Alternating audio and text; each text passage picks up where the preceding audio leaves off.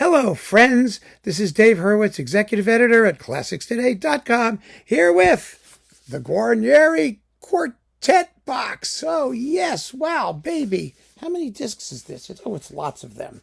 There's like a whole pile. Does it tell us? I think they should. Yes, at the very end we have. Well,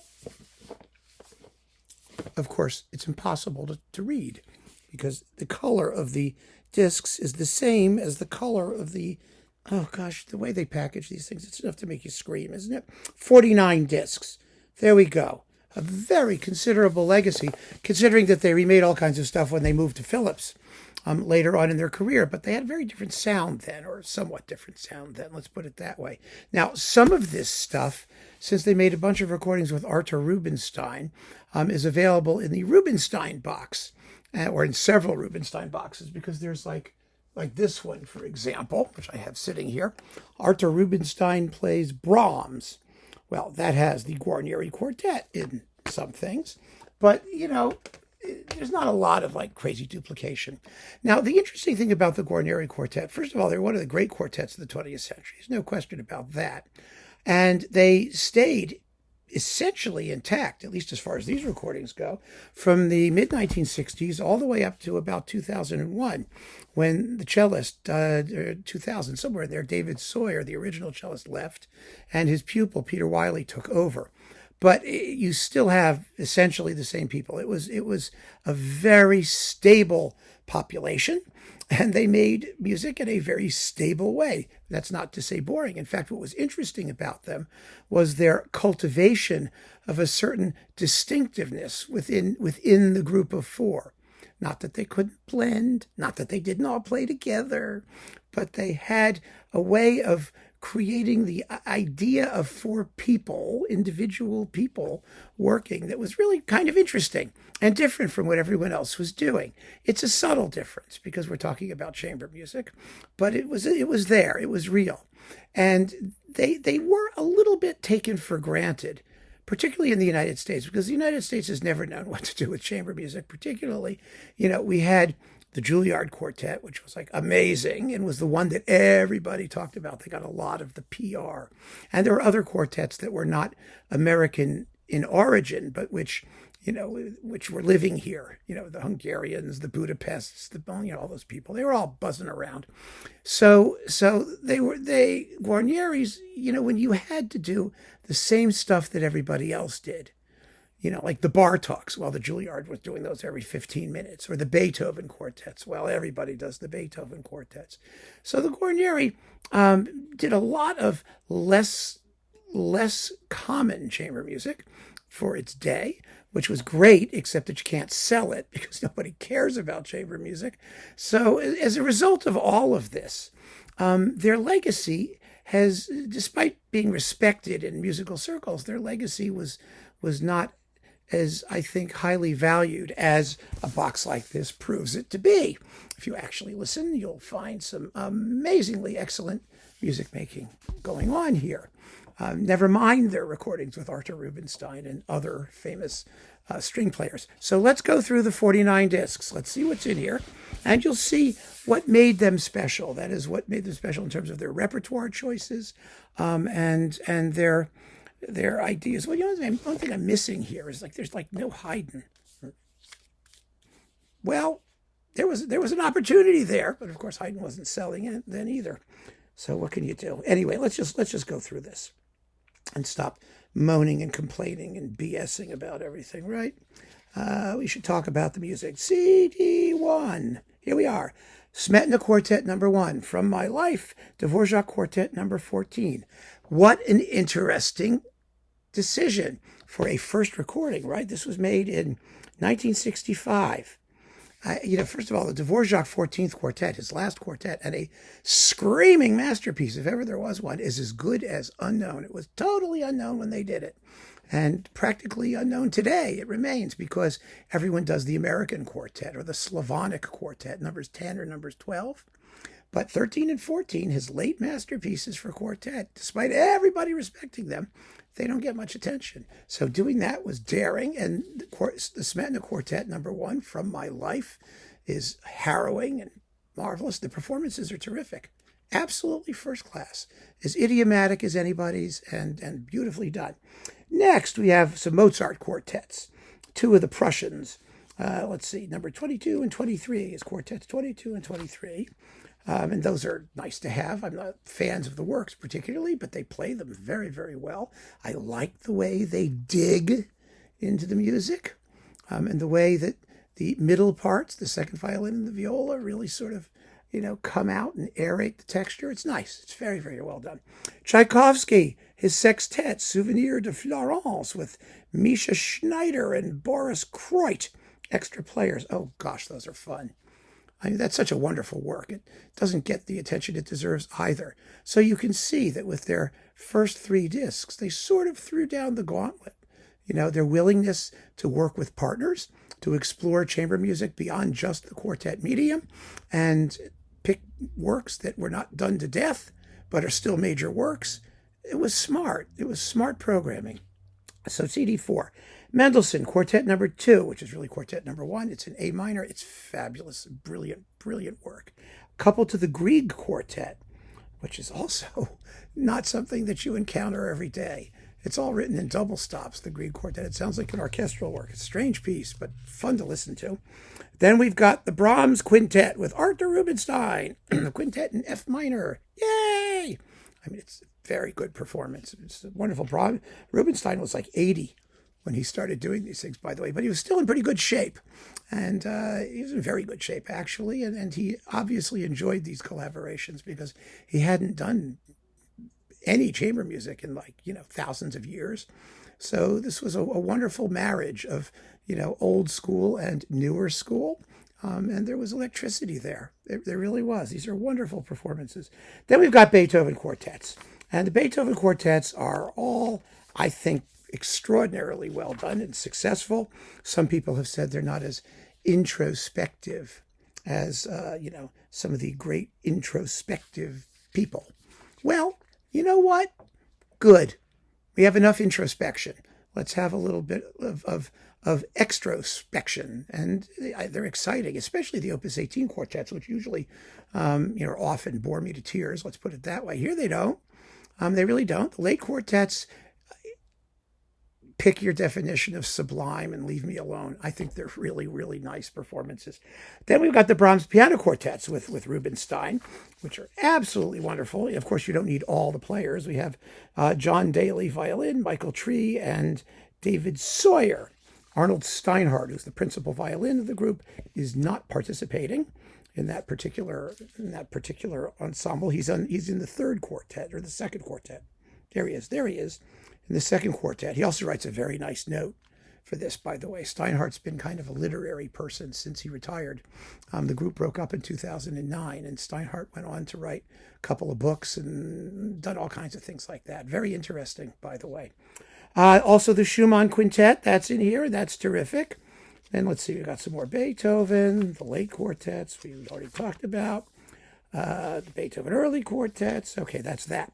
Dvorak, oh yes, the quintet, the piano quintet with Artur Rubinstein. God, what a gorgeous work. What an absolutely stunning piece of music. And again, it wasn't that well known, but Artur Rubinstein, people bought it because it was Artur Rubinstein. And that's a good reason to get it, but the better reason is because it's a beautiful performance of an amazing work. Schubert, Rosamunde, and the Quartettensatz, the quartet number 13. A lovely performance of that. These are all good performances. I don't think there's anything here that's bad. There really isn't. I mean, you may prefer certain quartets to other quartets or certain performances to other performances, but the level of execution here is just ridiculously high. Then we've got the Dvorak Piano Quartet number 2, again with Artur Rubinstein. Fabulous that he learned all this music to do all these things. It's just wonderful. And the Dvorak String Quartet number 11 in C major, again, one of the not popular ones. Number 11 is it's a wonderful work, but it's more Brahmsian. It's not full of Czech folk tunes and that kind of stuff. It's a very, very serious, carefully worked out piece. It was written for Vienna. He was trying to be careful not to be overtly nationalistic, because in that atmosphere, things were kind of nuts. And because of that, people pay very little attention to it. But it's a big work, a big, beefy work, full of very attractive thematic ideas, whether they sound Czech or not, and wonderfully well written. And the terzetto for 2 violins and viola in C major, that's a masterpiece. There aren't many great terzets like that for 2 violins and viola. I mean, you've got very few opportunities for low notes when your lowest instrument is a viola, and it's a really fabulous work. Tovey praised the finale, the theme and variations, as one of the great sets of variations that Dvorak or anybody else wrote. It's really, really good. Really good. Debussy and Ravel. Of course, you got to have the Debussy and Ravel. They sound Debussy-like and Ravel-like. There was a wonderful review in, what was it, Fanfare or High Fidelity when I was in high school about performances of the Debussy and Ravel quartets. It was very, very smart. I forget who the critic was, but they said that performances of the Debussy and Ravel tend to fall into 2 categories, lumpers and splitters. Lumpers tend to make the 2 pieces sound the same. Splitters allow them to sound somewhat more different. Well, these guys are splitters, and I like splitters better than lumpers, I have to say, because they're not the same. They really aren't. I mean, they both have scherzos that have lots of pizzicato, and, there are certain elements there, but essentially they're 2 different composers. And the Debussy particularly is much more post-Wagnerian chromatic than the Ravel, which is more neoclassical, Ravelian purity and fantasy type thing. So yes, play them differently, like they do. The Mozart, the Haydn quartets, the Mozart Haydn quartets. Here they are. They are extremely beautiful. Let me see. 1, 2, 3, 4. There's 4 of them there. And then you've got Fauré's Piano Quartet number 1 with Artur Rubinstein, which is really pretty special. And his string quartet, Opus 121, the late string quartet. That's a very, very unusual piece to hear. It's a very elusive piece. I mean, I have the critical edition that was just published in the Fauré complete edition. Fauré didn't finish it. He finished all the music. He didn't finish, all the dynamics and phrasing indications before he died. It was his last work, and he was nearly deaf. And it sounds it. I mean, it just sounds very ethereal and odd. This performance puts some flesh on its bones, which is a good thing. It has some warmth and meatiness to it. Then we've got the rest of the Mozart Haydn quartets.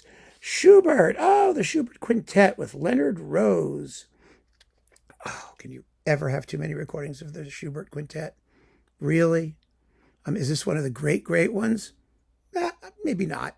It's very, very good. I have to do much more real-time listening and comparison than I've had time to. I hadn't, when this came out, I mean, I listened to it again, and I hadn't heard that performance in years.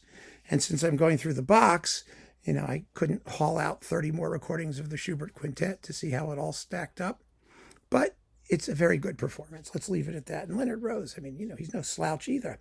Then we finally get the Dvorak American Quartet all the way on CD 26. They waited and really nailed it. And also his American Quintet, perfect coupling with Walter Trampler playing viola. They're such wonderful works. Oh, gosh. I mean, it's no wonder that they're so popular. They're just amazingly beautiful and full of unforgettable tunes. And they make a real hoedown where Dvorak asks for them to hoe. So that's good, too. Schubert's Death and the Maiden with Hugo Wolf Italian Serenade. Really dynamic finale here. Oh, it's just terrific. The Bartok quartets. Well, here they are. Even though Juilliard was doing them every 15 minutes, this group also specialized in the Bartok quartets and does them exceptionally well, and they only had to do them once, for this label anyway. So that's really, really good. Then we have the Mozart piano quartets with Artur Rubinstein. Classic performances. They really are. I mean, they were, everybody's short list of, great Mozart recordings. And they weren't that well known either. I mean, surprisingly, really not. Here we go, Haydn. Yay, finally. I knew there was something by Haydn in here that I just listened to a few days ago and then promptly forgot about. Opus 77, 1 and 2. Late Haydn, but very effective late Haydn. So there you go. Happily, they got the late Haydns in there and they do them nicely.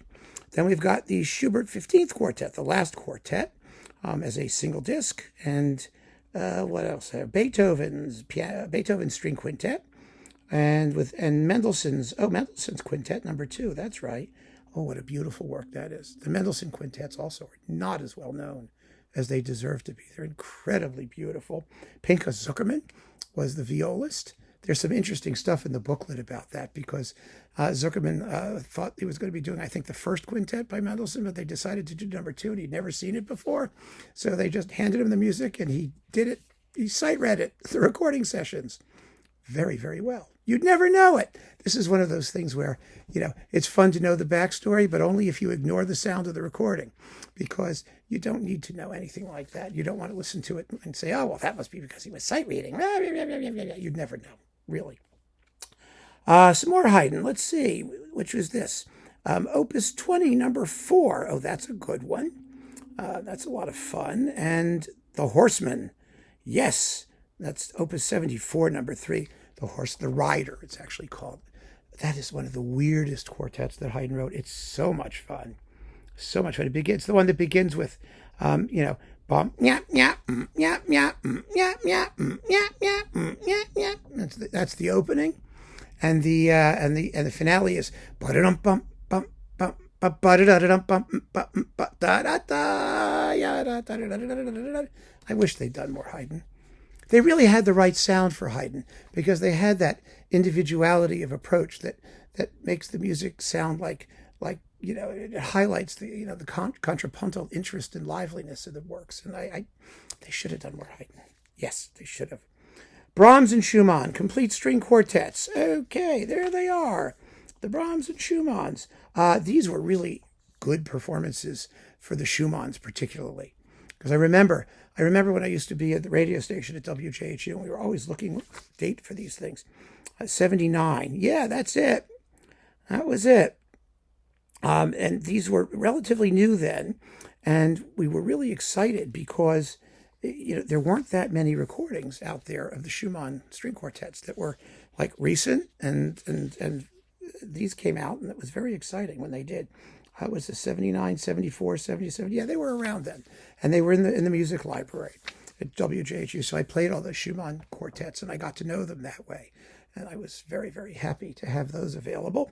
Dvorak Quartet number 13. Yes, because they have to do 13 and 14. So thank goodness. So far, that's 1, 2, 3, 4 Dvorak quartets that they've done. Yeah, plus the quintet and the piano quartet. That's good homage to Dvorak. Yes, good idea. Borodin, string quartet number 2. Oh, a classic performance. It's absolutely wonderful. Of course, there's always the Borodin Quartet doing Borodin quartets, which are also amazing. But this was lovely, and it's coupled with the Dochnani second quartet, which was as good as non-existently known back in those days. And it was an exciting discovery because it's a beautiful work. Dochnani was a wonderful chamber music composer. Mozart, the Hofmeister Quartet, and Prussian number 1. So that completes the Prussians and tosses in the Hofmeister. And so we have all the Mozart late quartets. And their Mozart, like I said before, is nice. It's very energetic, and it's lively, and it's wonderfully not congealed, which it can be in those late quartets particularly. Brahms quintets with Pinchas Zuckerman. Beautiful. Just beautiful. Schubert, the Trout with Emanuel Ax and Julius Levine. This is one of the great Trouts. I mean, it really is. It's a reference recording for the Trout. It's just first class. With Mozart's Eine kleine Nachtmusik. That's also first class. That's wonderful. Then we've got the Verdi string quartet with Tchaikovsky's string quartet number 1. A splendid coupling. The Verdi was also quite the rarity. So was the Tchaikovsky for that matter, but the Verdi particularly. It's a late work. It's a wonderful work, and lots of fun. He wrote it as a study before he began the composition of Falstaff, I think is how the order of things went.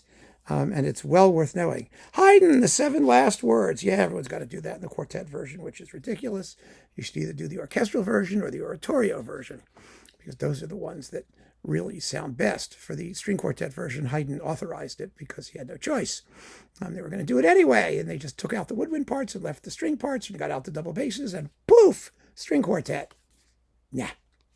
I mean, it's very pretty, but the piece needs, since it consists of a slow introduction and then 7 largos and then, the earthquake at the end. It really needs the color of the full orchestra, or the voice parts at least. Then we've got the complete Mozart quintets with different violas. They had 3 violas, each got 2 quintets. So they are Ida Kavafian and Stephen Tenenbaum and Kim Kashkashian. Was probably very young back then, wasn't she? My goodness. These were also excellent performances and a joy to listen to. See, there's so much more of all that stuff now. But in the 70s and 80s, and when these were done, this was 85, the record industry was not as international as it later became. And so many of the best chamber music recordings were actually on independent labels, like you had the Talich Quartet on Calliope, or Calliope in French, if you want to call it that. There was the Guarneri Quartet, of course, which was wonderful, on Philips, and they were high-priced imports. So you had to go, if you were a collector like I was, and a young person and sort of starting out, you discovered these because major labels like RCA, which is what this was, and is, had the distribution in the United States. So these were the performances we heard. Some people had the Amadeus Quartet doing it on Deutsche Grammophon, if you could find those. But these were easy to get, and they were excellent. And that was really great. They didn't get wonderful reviews often in Europe because, well, it was Europe, and they had their own local heroes that they were going to be spending all the time talking about. We have to be really careful, I think, when we go back and look at earlier reviews or what the history of the reception of these recordings was, because we don't remember what the marketing situation was back then, and what the political situation was back then, and what issues critics might have had. Critics in the 70s and 80s, let me just talk to you professionally, did not have access to the widest range of recordings the way we do now. It's a good thing and a bad thing. It doesn't mean that they were wrong. It just meant that their opportunities for comparison were more limited. And they might have shortchanged things with which they were less familiar. They might have. Or they might just have been very musical and praised the things that were most readily available to them. So the beauty of one of these collections is that here it is, and we can now reevaluate it in the context of everything that's happened since, which is just, even in the past couple decades, it's just been an explosion of chamber music recordings. And I can tell you very, very sincerely that these performances hold up as well as any. And the rest of it is personal preference. That's really what it boils down to. So you've got the Mozart quintets with those guys, and then the Hungarian album. Well, this was one of their last recordings, and the only one, I think, with the new cellist, Peter Wiley. You have, again, the Guarneri Quartet number 2. It was redone because I think it was redone. It was out on, this was for Sony. Yeah, Sony was thinking of doing something with the Guarneris, but they wound up on Philips instead. So this was a Sony recording, not an RCA recording. You also get the Kodály String Quartet number 2 and Dohnányi String Quartet number 3. Fabulous. Fabulous. Great idea. Love it. And you can compare the two Dohnánys if you really feel so inclined. Then last but not least, there's a Music from Marlborough series of the Mendelssohn Octet, which is a very well-known performance, a beautiful performance. This was also on Sony, if I'm not mistaken. Let me make sure. From Marlborough, Music Shed, RCA Studio A. When was it released? And by who? No, it was Sony. I think it was Sony. Anyway, it's the Mendelssohn Octet with the Marlborough Festival Ensemble.